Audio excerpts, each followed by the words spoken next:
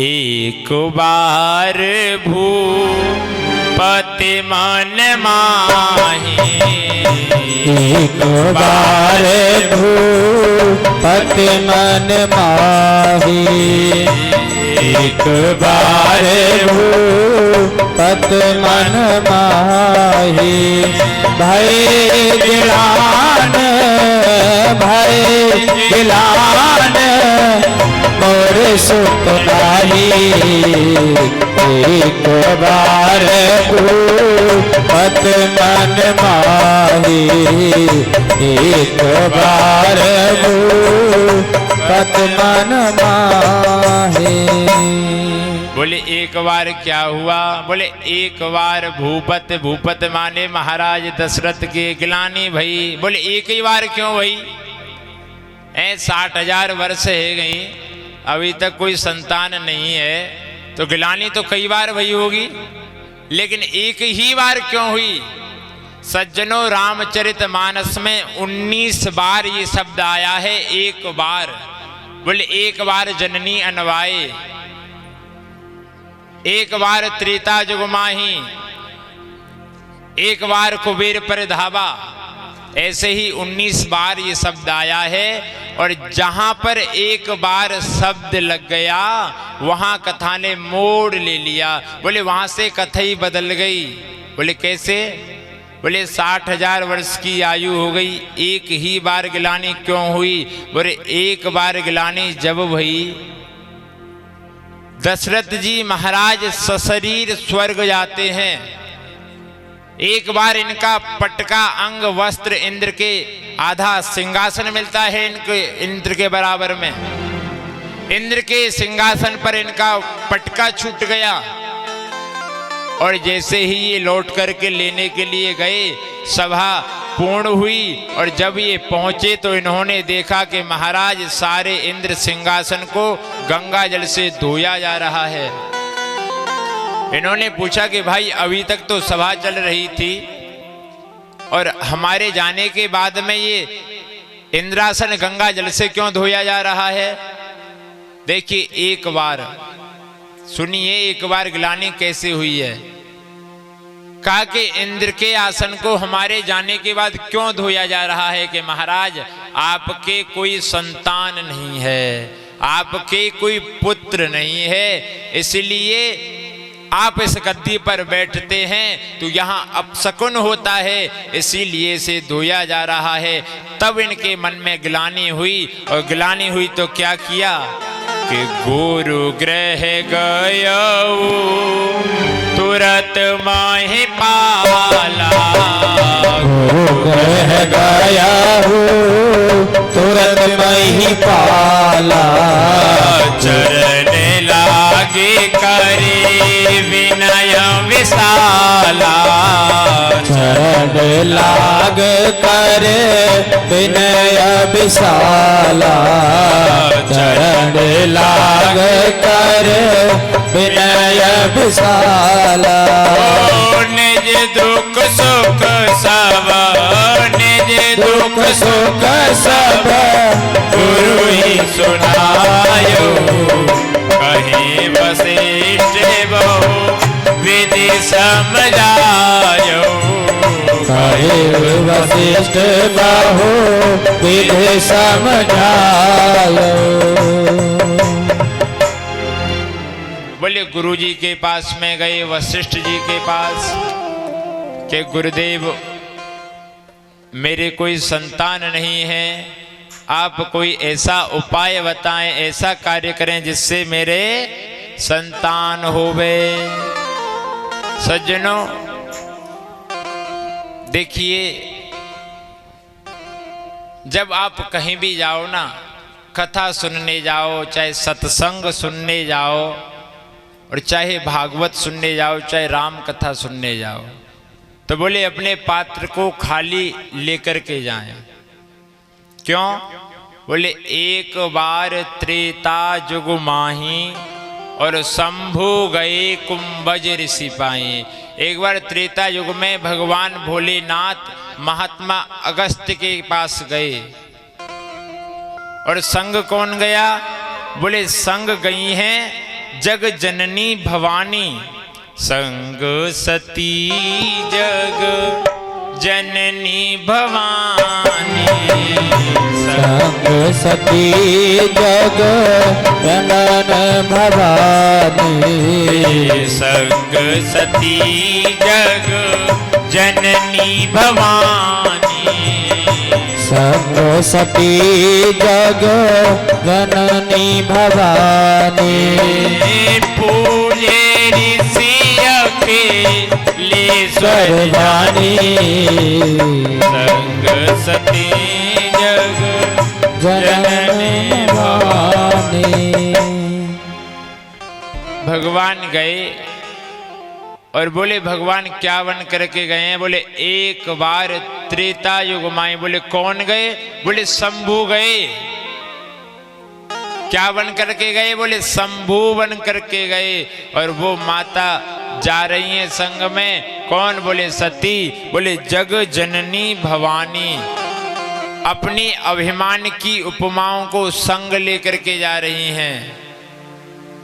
पूजे ऋषि अखिलेश्वर जानी, आते हुए जब देखा तो अगस्त महात्मा पूजा करने लगे, आरती उतारने लगे। तो मनी मन सोचने लगे, अरे ये हमारी पूजा कर रहा है तो इसको कुछ आता नहीं है, ये हमें क्या सुनाएगा। महाराज अभिमान है।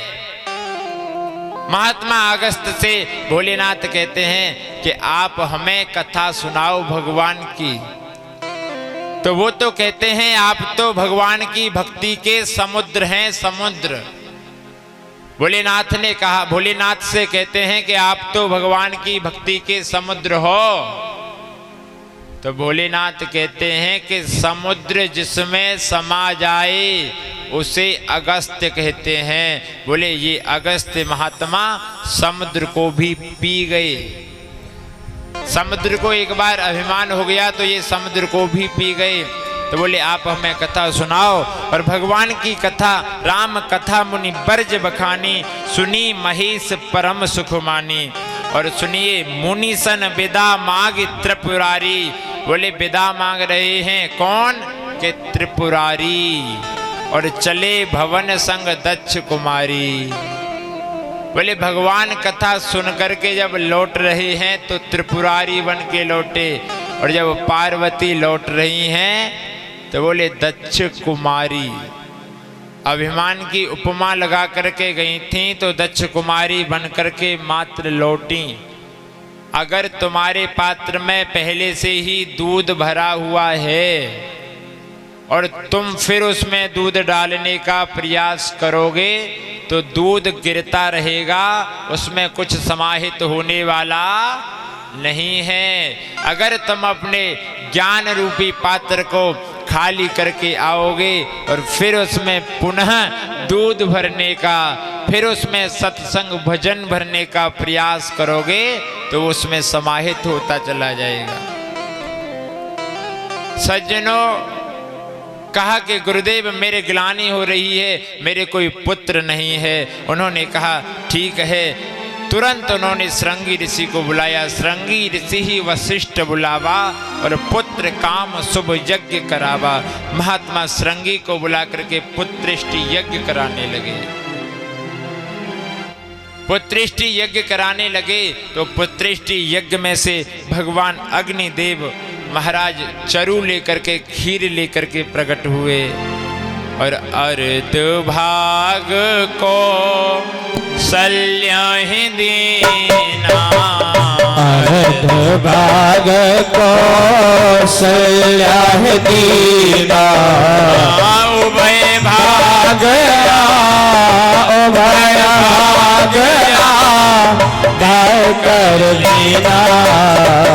श्री राम जय राम जय जय राम, श्री राम जय राम जय जय राम। बोले चरु लेकर के प्रकट हुए, खीर लेकर के। बोले खीर का क्या किया कि अर्ध भाग कौशल्य ही देना, आधा भाग कौशल्या को दे दिया और बचे हुए आधे भाग में से फिर आधा आधा करके कैकेयी को और सुमित्रा को दे दिया गया। ऐसा बताते हैं कि सुमित्रा के आधे भाग को एक चील पंछी लेकर के उड़ गया, तो कौशल्या ने अपने आधे भाग में से और कैकेयी ने अपने आधे भाग में से उन्हें आधा आधा भाग खीर का दे दिया। तो उनके समय हुआ सज्जनों, और देखिए ये दशरथ और कौशल्या कौन है? बोले ये मनु और शत्रुपा हैं। बोले मनु और शत्रुपा कौशल्या और दशरथ बन करके आए हैं। इनने बड़ी तपस्या करी और तपस्या करने के बाद भगवान बार बार आए। बोले मांगो क्या वरदान मांगना चाहते हो, मांगो क्या वरदान मांगना चाहते हो। तो कहते हैं केवल एक ही बात उनसे भगवान से कहते हैं कि दान शिरोमणि कृपा निधि नाथ कहूँ सत्य भाई, चाहूं तुम्हि समान सुत, प्रभु सन कवन दुराय। हे दानियों में शिरोमणि, कृपा के सागर, अगर तुम बार बार मांगने के लिए कह रहे हो, देना ही चाहते हो, तो बोले क्या दो? बोले चाहूं तुम ही समान सुत, बोले तुम्हारे समान हमें बेटा हो जाए। भगवान बोले कि हमारे समान तो मात्र हम ही हैं, बोले हमको ही तुम्हारा पुत्र बन करके आना पड़ेगा। सज्जनों भगवान स्वयं, और देखिए एक बहुत सुंदर चौपाई है कि जादिन ते हरि गर्भय आए, सकल लोक मुद मंगल छाए। बोले वृंदावन बिहारी लाल की। यहाँ एक अटपटी बात के बोले जादिन ते हरि गर्भय आए, बोले भगवान गर्भ में गए कि हाँ? बोले भगवान गर्भ में ना गए, बोले और कौन गर्भ में गए? कि जादिन ते हरि गर्भ में आए, सकल लोक मुद मंगल छाए। बोले हरि कौन? बोले जो लोक का पालन और पोषण करते हैं। बोले लोक का पालन पोषण कौन करता है? बोले विश्व भरण पोषण कर जोई, विश्व भरण पोषण कर जोई, ता कर नाम होता कर नाम भरत यश होई, विश्व भरण पोषण कर जोई, विश्व भरण पोषण कर जोई। बोले जादिन से भरत जी महाराज गर्भ में आए, सकल लोग पूरे संसार में मुद मंगल छाने लगे, और जोग लगन ग्रह बार तिथि, सकल भय अनुकूल। बोले राम जी की कथा सुनने के बाद ही कृष्ण कथा सुनने का अधिकार मिलता है। राम कथा सुनने के बाद में ही कृष्ण कथा को सुनते हैं। बोले श्रीमद् भागवत के 9वें स्कंद में पूरी राम कथा का ही वर्णन है। तो योग लगन ग्रह बार तिथि, सकल भय अनुकूल, चरु अरु अचर हर्ष जुत, राम जन्म सुख मूल। और क्या हुआ? बोले नौमी तिथि माधो मास पुनीता, नौमी तिथि मधु मास पुनीता, नौमी तिथि मधु मास पुनीता, शुक्ल पक्ष अवे शुक्ल पक्ष अवे जीते हर पिता नवमी तिथि मद मास पुनीता नवमी तिथि मद मास पुनीता।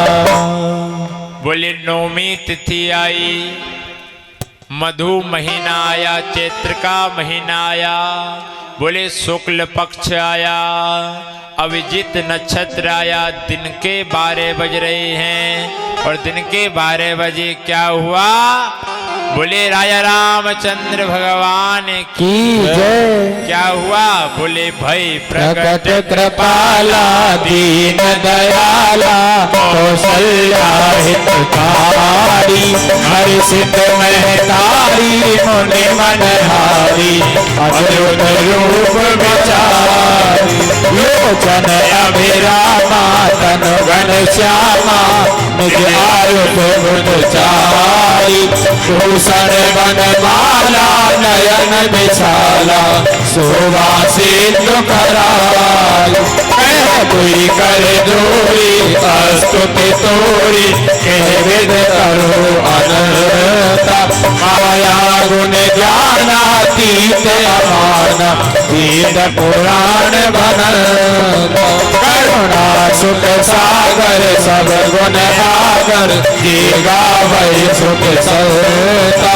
सोम हित लागी जन अनुरागी भयो प्रकट से ब्रह्मांड निकाया निर्मित माया रोम रोम पति वेद कहे मम उर सुवासी यह उपवासी सुनत धीर मत थे न रहे उपजा जब ज्ञाना प्रभु मुस्काना चरित बहुत विद कीर चहि कही कथा सुहाई मात बुझाई जेहि प्रकार सुत प्रेम माता पुनि बोली सो मत डोली तजहु तात यह रूपा की जैसी सुलीला अति प्रियशीला यह सुख परम अरूपा सुन बचन चुराना रोवन ठाना हे बालक सुर रूपा यह चरित जोगावे हरि पद पावे तेरा परे बड़कूपा। विप्रधेनु सुर संत हितो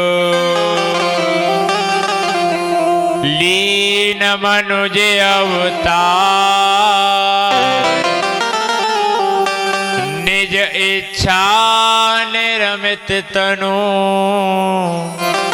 माया गुण गोपाल। बोले दिन के 12 बजे भगवान आए और क्या हुआ? बोले मास दिवस भा दिवस न मास दिवस भा अति शीत न धामा पावन काल लोक विश्रामा। मध्य दिवस अति शीत न धामा पावन काल लोक विश्रामा। मास दिवस भा दिवस पुनि मर्म न जाना कोई। भैया ऐसा लग रहा है मानो 1 महीने का दिन हो गया हो। चंद्रदेव रो रहे हैं। बोले सूर्य भगवान हटें तब हम आपके प्रभु दर्शन करें। कहिए इनसे कि अपने रथ को हाँकें।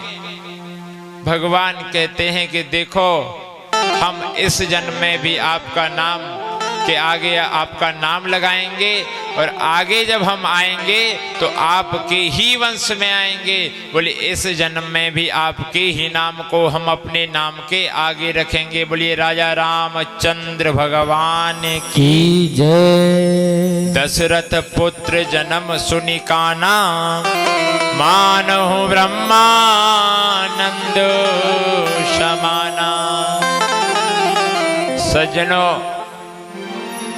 जैसे ही सबने सुना कि दशरथ जी महाराज के यहाँ 60,000 वर्ष की आयु में पुत्र ने जन्म लिया है, महाराज सबके मन में ब्रह्मानंद हो गया।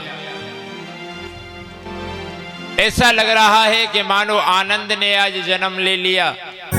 बालकों के नामकरण के लिए अपने गुरु को बुलाया गया और वशिष्ठ जी महाराज आए और नामकरण संस्कार करने लगे। किस प्रकार नाम रख रहे हैं?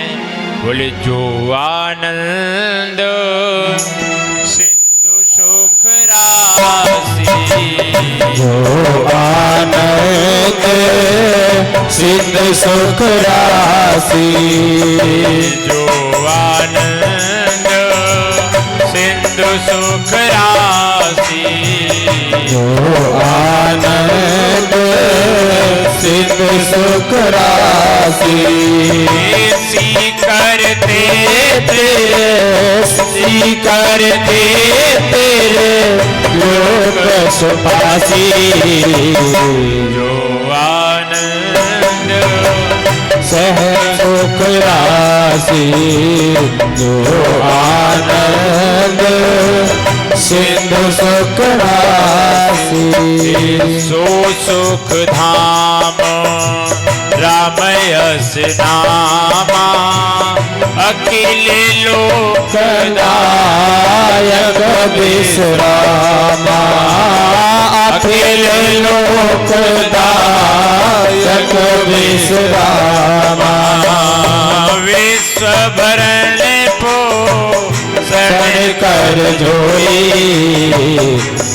कर नाम भरत अस होई, कर नाम भरत अस होई, जाके सुमेरन तेरे पुनासा नाम शत्रुघ्न वेद प्रकाशा, नाम शत्रुघ्न वेद प्रकाशा, लक्षण धाम सुराम प्रिय सकल जगत आधार, गुरु वशिष्ठ तेरा किया लक्ष्मण नाम उदार।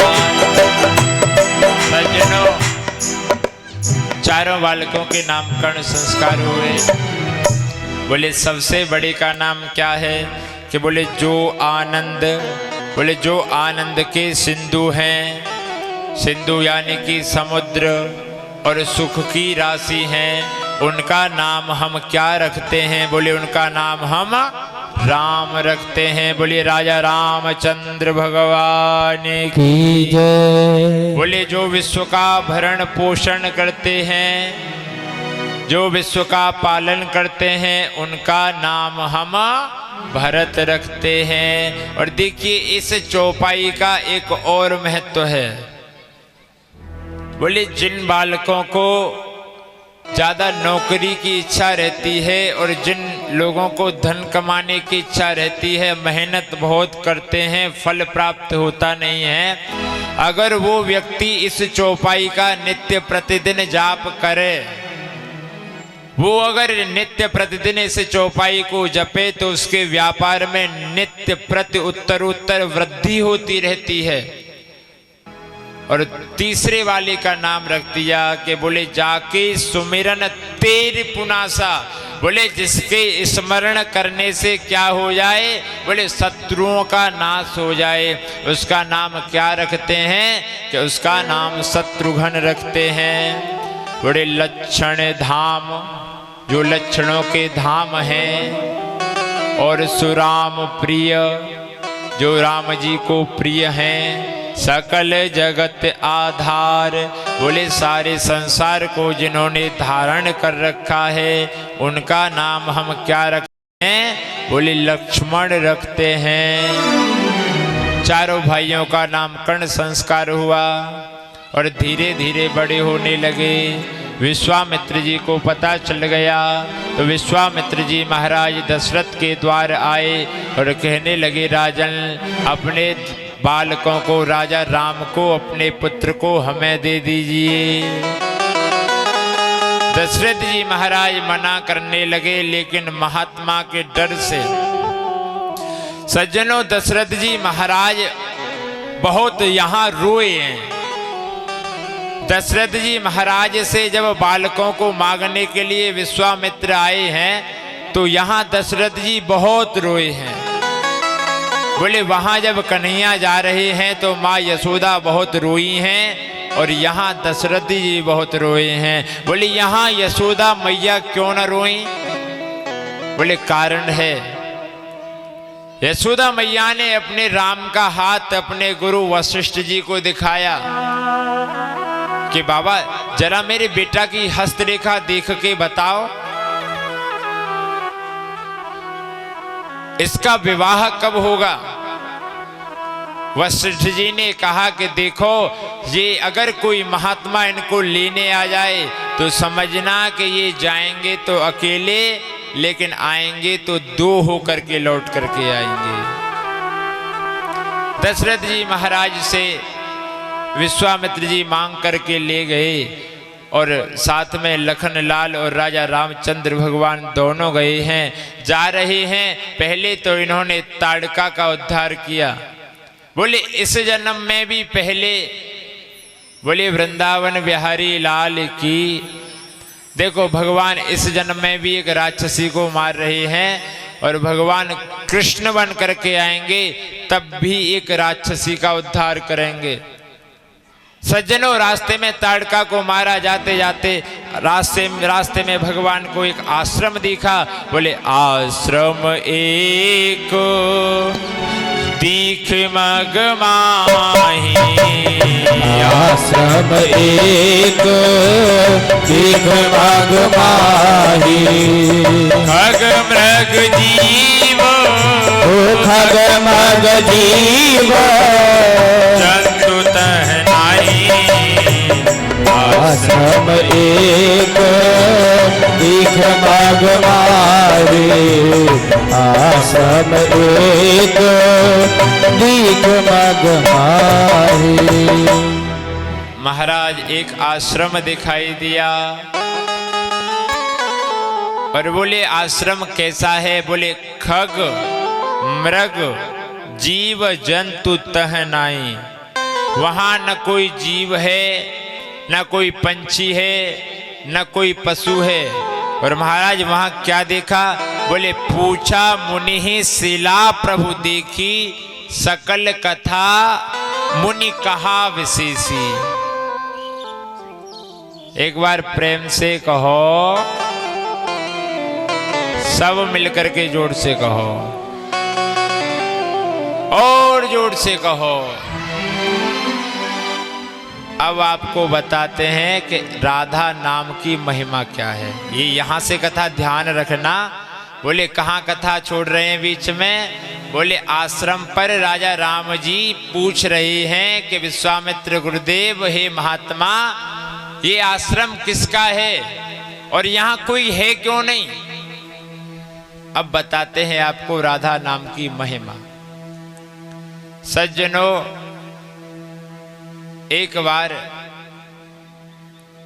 एक व्यक्ति से उसके परिवार वाले बहुत दुखी थे। वो बालक था तो उसके घर के कहते, बेटा राधा नाम ले, राधा नाम ले, राधा जी का भजन कर। जैसे हम आपसे कहते हैं ना बार बार कि राधे राधे कहो, राधे राधे कहो। सज्जनों, उससे बार बार उसके माता पिता कहते हैं राधे राधे कहे, राधे राधे कहे। तब उसने कहा कि मैं क्यों बोलूं राधे राधे? राधे राधे कहने से मुझे क्या मिलेगा? तब वो उसे अपने गुरुजी के पास लेकर के गए। गुरुजी ने कहा कि बेटा राधा रानी का भजन कर, राधे राधे बोल, राधे राधे कहे। वो बोला कि गुरुदेव सब मुझसे कहते हैं कि तू राधे राधे कहे, राधे राधे कहे, बताओ मुझे राधे राधे कहने से मिलेगा क्या? कि बोले बस तूने एक बार राधे राधे बोल दिया और जब तू यमराज के पास जाए तब तू उससे पूछना कि एक बार राधे कहने का फल क्या है। एक बार राधे कहने का फल क्या है। सज्जनों, मृत्यु के बाद में जब वो यमराज के पास गया, चित्र और गुप्त ने जब उसका लेखा जोखा खोला, तब बही खाता खोला। बोले उसे दंड देने के लिए तैयार हो गए। उसने कहा कि दंड तो तुम मुझे दे देना, लेकिन मुझे एक बात बताओ, राधे राधे कहने का फल क्या है? राधा नाम की महिमा क्या है। और जैसे ही यमराज से कहा कि राधा नाम की महिमा क्या है, तब उन्होंने कहा कि भैया राधा नाम की महिमा हम तो जानते नहीं हैं। यमराज ने कहा कि मैं राधे नाम की महिमा क्या बताऊं। उन्होंने कहा कि मुझसे ज्यादा राधा नाम की महिमा देवताओं के राजा इंद्र जानते हैं, तुम उनके पास चलो, उनसे तुम्हें राधे नाम की महिमा बतवा देंगे। सज्जनों, इस बालक ने कहा कि या तो तुम बताओ, अगर नहीं बता रहे हो तो एक पालकी लेकर के आओ और मुझे पालकी में बिठा के लेकर के चलो इंद्र के पास। और जब पालकी में बिठा करके लेकर के जा रहे हैं, इंद्र ने आते हुए देखा कि भैया जिसकी पालकी में स्वयं यमराज लग रहे हैं, वो तो कोई महान पुरुष ही हो सकता है। इंद्र खड़ा हो गया और इंद्र ने खड़े होकर के प्रणाम किया। यमराज बोले कि प्रभु ये कुछ पूछना चाहता है आपसे देवराज। बोले भैया पूछो, क्या पूछना चाहते हो। उसने कहा कि मुझे बताओ राधे नाम की महिमा क्या है। इंद्र ने जैसे ही राधा नाम सुना और वो राधा नाम की महिमा सुनते ही कि राधा नाम की महिमा क्या है, नेत्र बंद कर लिए, ध्यान मग्न हो गया। कहने लगा कि मैं राधा नाम की महिमा अपने शब्दों में बता नहीं सकता। बोले मुझसे ज्यादा राधा नाम की महिमा ब्रह्मा जी जानते हैं। बोलिए राधा रानी की। आए थे हरि भजन को ओटन लगे, आए तो घर से यहाँ हैं कथा सुनियावे, और यहाँ आके भी फिर वही अपनी कपास वाली प्रक्रिया शुरू कर दी कि चलो उठते रहो, क्योंकि जो आयोजा काम को वापे और ना होए। बोले वृंदावन बिहारी लाल की। बुरा न मानो होली है। अच्छा अब बताओ कि कहाँ गया वो पूछने के लिए व्यक्ति, किससे पूछ रहा है।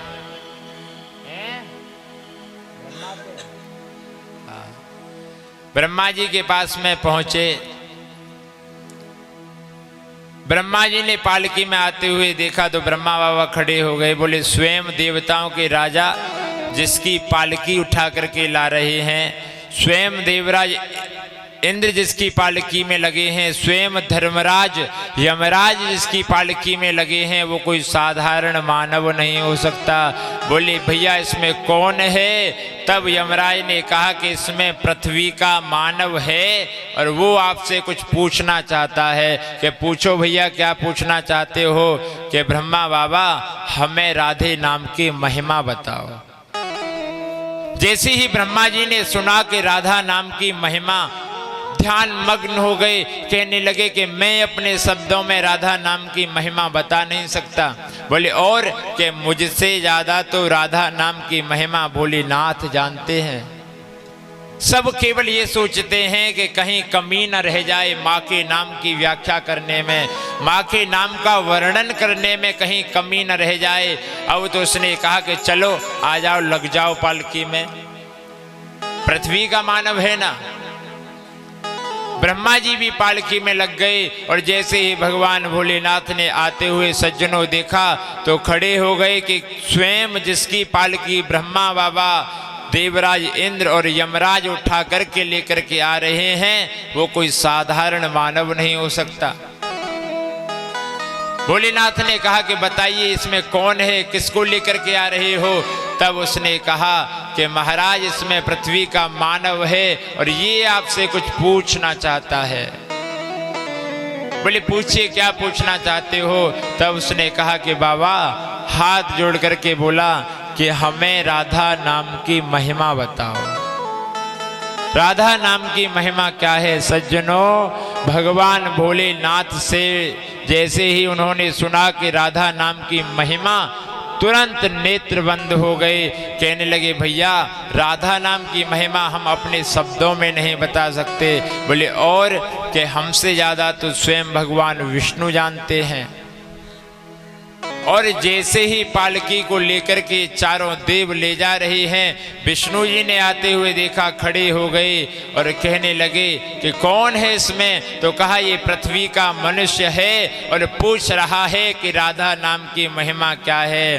तब कहते हैं अरे प्यारे, राधा नाम की महिमा अब भी तेरी समझ में न आई। बोले तूने जीवन में एक बार राधे नाम लिया था और चार चार देवता तेरी पालकी उठा रहे हैं, पालकी में लग गए। इसलिए तो कहते हैं कि प्रेम से कहो, जोर से कहो, बोली राधा रानी की, बोली राधा रानी सरकार की जय।